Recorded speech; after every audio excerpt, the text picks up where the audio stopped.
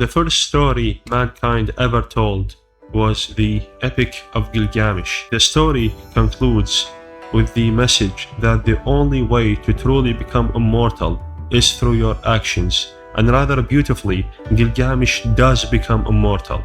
In a meta sense, he is still talked about to this day, therefore he is still remembered and is immortal. That's one of the reasons the Epic of Gilgamesh has endured.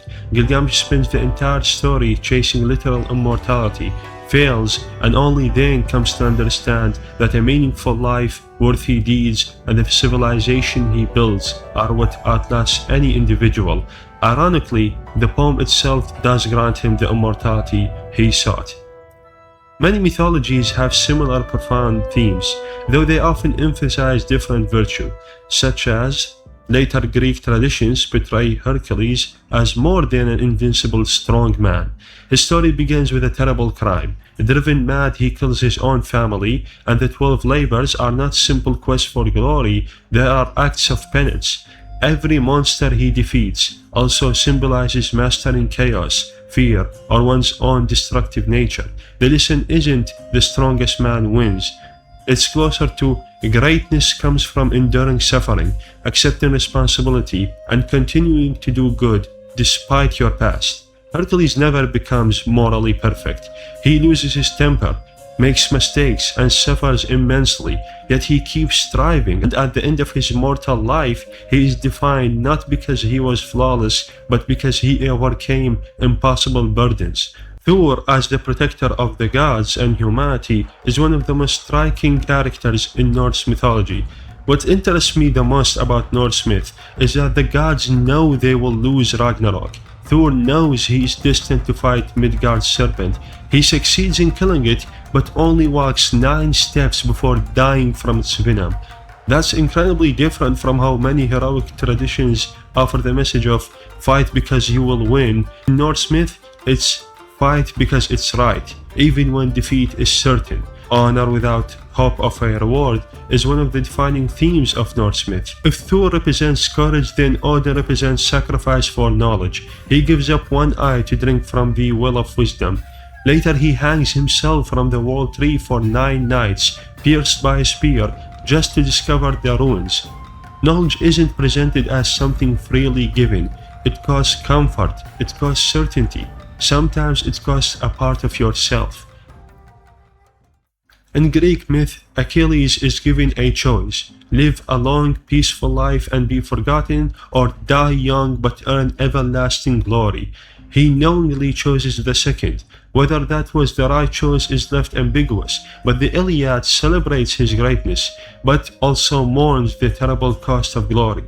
The story asks, what makes a life meaningful? Length or significance? Unlike Hercules, Odysseus rarely wins through force. His greatest weapon is his patience. The Odyssey repeatedly shows that pride, impatience, and temptation delay his return, while restraint and cleverness eventually bring him back home. The ending suggests that the greatest victory isn't conquering cities, it's returning home wiser than you left. Balder is beloved by everyone, yet prophecy foretells his death. Despite every attempt to prevent it, he dies because of one tiny thing. A mistletoe was overlooked. The myth reminds us that no amount of planning can eliminate tragedy entirely. Some parts of fate must simply be endured. Prometheus steals fire for humanity, fully aware of the punishment awaiting him. He suffers endlessly so humans can advance. His story has become a symbol of scientific curiosity, creativity, and the willingness to suffer for future generations. Originally, Sisyphus is a warning about arrogance and deceit, but in the modern world, his endless labor becomes almost something hopeful. If life has no guaranteed final victory, perhaps meaning comes from choosing to continue anyway. What fascinates me the most is how different cultures across time wanted to answer the same fundamental question: how should a person live knowing they will die? Gilgamesh build something that outlives you. Hercules, accept responsibility and keep striving despite your failures. Thor, do your duty even when success is not guaranteed. Odin, seek wisdom, even at a great personal cost. Achilles, decide what kind of legacy is worth your life. Odysseus, intelligence can surpass brute strength. Prometheus, progress often demands sacrifice. And Balder, not every tragedy can be prevented, and accepting that is a part of life. Across these traditions, immortality rarely meant for these literal gods living forever. It often meant living in such a way that your actions, your character, and the world you leave behind continue long after you're gone.